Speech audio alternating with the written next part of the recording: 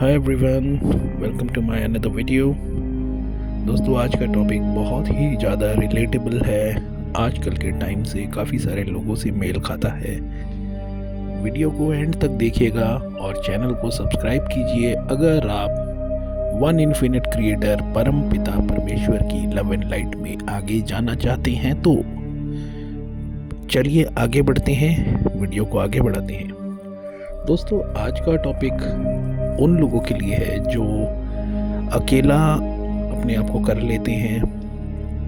वो भीड़ भाड़ से दूर रहते हैं, पार्टियों में नहीं जाते, रिश्तेदारी में नहीं जाते, यार दोस्त नहीं होते, उनके मिलना जुलना नहीं होता, सिर्फ अपने में रहते हैं, अकेले रहते हैं।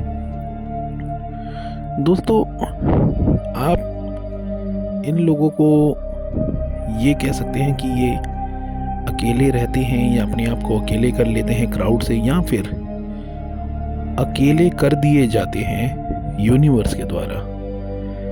बेसिकली दोस्तों, ऐसा होता है कि ये वो लोग होते हैं जो बहुत पुराने सोल्स होते हैं, जो ओल्ड सोल्स जिन्हें हम कहते हैं, जो कई बार इस धरती पे जन्म ले चुके हैं और उनके एक्सपीरियंसेस बहुत ज़्यादा हो गए हैं और किसी न किसी रीज़न से वो लोग यहाँ पर बार बार आ रहे हैं। और वो रीज़न्स सो एंड सो बहुत तरह तरह के हो सकते हैं, जिनके बारे में हम अलग से टॉपिक बना के वीडियो बना के बात करेंगे।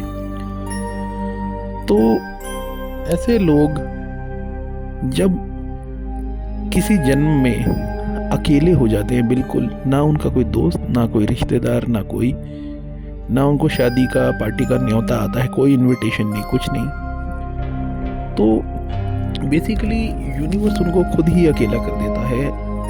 और वो अकेला इसलिए कर देता है क्योंकि वो उनका आखिरी जन्म होता है, आखिरी बर्थ साइकिल में आखिरी होता है। इसके बाद वो इस 3D वर्ल्ड में आने नहीं वाले।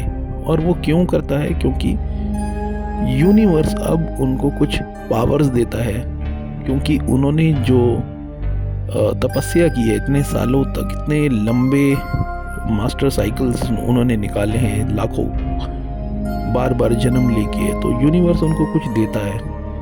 और वो पावर्स जो हैं उनको तभी मिलेंगी जब उनको क्राउड से अलग किया जाएगा। अगर वो क्राउड में रहेंगे तो वो उन पावर्स को ले नहीं पाएंगे।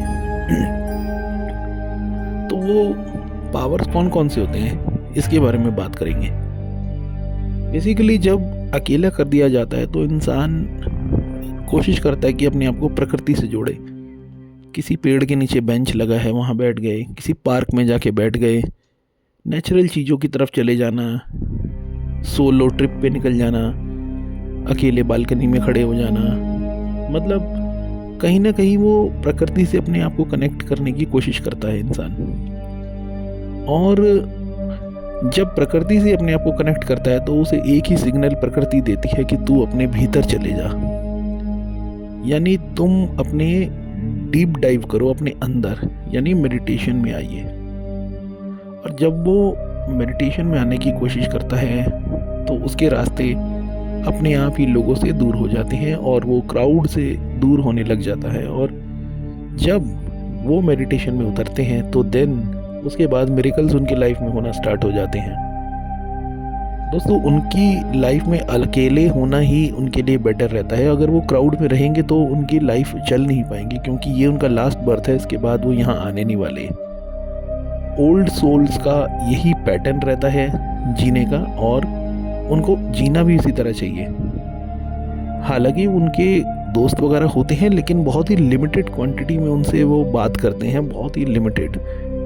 और जब वो यूनिवर्स से सिग्नल पाते हैं कि अब उन्हें अकेले होके अपने अंदर मेडिटेशन में उतरना है, तो उनको यूनिवर्स इस तरह के पावर दे देते हैं कि जैसे कि इंट्यूशन पावर। और सबसे बड़ी पावर उनको ये मिल जाती है कि किसी भी इंसान के आसपास अगर वो खड़े हो जाते हैं तो उनको पता चल जाता है ये बंदा नेगेटिव है या पॉजिटिव है। और नेगेटिव माइंडसेट वाले लोगों से वो हमेशा दूर रहते हैं, और या तो उनको बहुत ज़्यादा गुस्सा आने लग जाता है उनके पास खड़े होते ही या उनका नाम सुनते ही। तो ये कुछ पावर्स इनको मिलते हैं। एंड उनको माफ़ कीजिएगा, क्रिएटर के साथ टेलीपैथी की जो कनेक्शन है वो बहुत ज़्यादा बढ़ जाती है।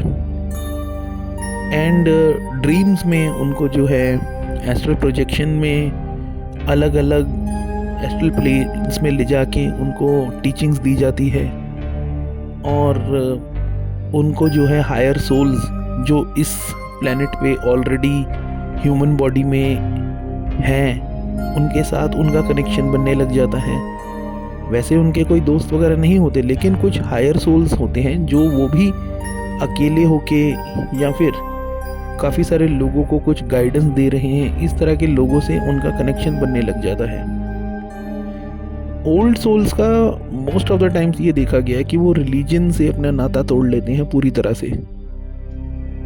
इंसानों की बनाई हुई जो सामाजिक चीज़ें हैं, पैटर्न हैं, उन चीज़ों को वो ठुकरा देते हैं, बिल्कुल हट जाते हैं, और सिर्फ और सिर्फ कुछ प्रश्नों के उत्तर यानी कि आंसर्स जो हैं, अपने अंदर जो क्वेश्चंस उठते हैं उसके आंसर्स को ढूंढने के लिए वो निकल पड़ते हैं अपनी लाइफ को जीते हुए। और वो क्वेश्चंस उनके यही होते हैं कि वो यहाँ पर क्यों आए, क्या रीज़न है, और ये उनके अंदर कौन है जो देख रहा है इस दुनिया को। इस तरह के बड़े लेवल के क्वेश्चंस वो उठने लग जाते हैं जिनका जवाब किसी भी रिलीजन के पास मिलता नहीं है उनको, और वो अपने आप को किनारा कर लेते हैं इस ऐसी चीज़ों से। और जब वो डीप डाइव करने उतरते हैं तो यूनिवर्स उनको धीरे धीरे करके सारी चीज़ों के आंसर देना शुरू कर देता है। जैसे कि कहीं ना कहीं वो कुछ बुक वगैरह में उनकी रुचि बहुत ज़्यादा बढ़ जाती है, किसी अच्छे फ़िलॉसफी वाले लोगों से, अच्छे फ़िलासफ़र्स से, और अच्छे ऑथर्स जो होते हैं, हाईली स्पिरिचुअल ऑथर्स, उनके साथ उनका कनेक्शन बनने लग जाता है। और जब वो उनकी बुक्स वगैरह पढ़ते हैं तो उनके सारे जवाब उनको उनकी किताबों में मिल जाते हैं। यूनिवर्स की लैंग्वेज ही असल में यही होती है, यही यूनिवर्स का पैटर्न है आपसे बात करने का। यूनिवर्स कोई ऐसे नहीं कि कोई आदमी का रूप लेके आपसे सीधा बोलेगी हाँ जी क्या हो रहा है, आप खाना खाएंगे कि नहीं खाएंगे, नहीं। यूनिवर्स का तरीका जो है बात करने का वो यही होता है, हाईली स्पिरिचुअल लोगों को आपकी लाइफ में लाके उनके जो मैसेजेस होते हैं किताबी रूप में आपको दे देंगे, या आप कहीं पे हैं आपको किसी न किसी तरह से उनके मैसेजेस आपको मिलना शुरू हो जाएंगे। जैसे मुझे काफ़ी सारे मैसेजेस मिलते हैं। डॉलर स्कैनन जो हैं, आप उनके बारे में देखिएगा। मुझे डॉलर स्कैनन से काफ़ी सारी चीज़ें सीखने को मिलती है और उनके बातों से मैं काफ़ी ज़्यादा प्रभावित भी होता हूँ और मुझे उन आंसर्स भी मिलते हैं। और भी बहुत सारी चीज़ें हैं जैसे बुद्धा की टीचिंग्स हो गए। तो ये सब चीज़ों में इंसान अपने आंसर्स को ढूंढता है।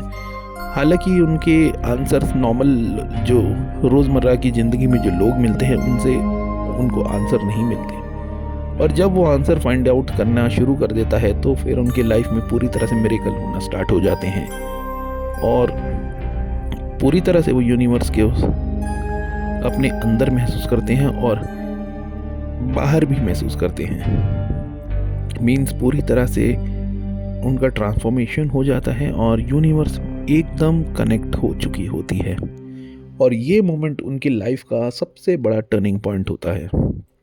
अगर किसी की लाइफ में इस तरह के मोमेंट्स आ रहे हैं तो कमेंट में ज़रूर लिख के मुझे बताएं, क्योंकि अब आने वाला टाइम बिग शिफ्ट का है जिसमें दुनिया दो भाग में बटेगी और जो बहुत ही इवॉल्व्ड पीपल होंगे वही आगे जाने वाले हैं। कहाँ जाने वाले हैं, किधर जाने वाले हैं, क्यों जाने वाले हैं, इसके ऊपर आप सोचना छोड़ दो और केवल यूनिवर्स से कनेक्ट हो जाइए। जितना आप फ्यूचर का सोचेंगे उतना ही आप लॉस्ट हो जाएंगे। आपको ओवर थिंकिंग होगी, आपकी मेमोरी में जो प्रॉब्लम्स आना स्टार्ट हो जाएंगी। ये सब आप सोचना छोड़ दीजिए, ये सोचना हमारा काम है। मैं अपने वीडियो के माध्यम से आपको सारी चीज़ें बताने की पूरी कोशिश करता रहूँगा, because I have a psychic abilities और मैं उनका यूज़ करना अच्छे से जानता हूँ, और कब यूज़ करके किसका आंसर देना है, क्या आंसर देना है, वो मैं देता हूँ।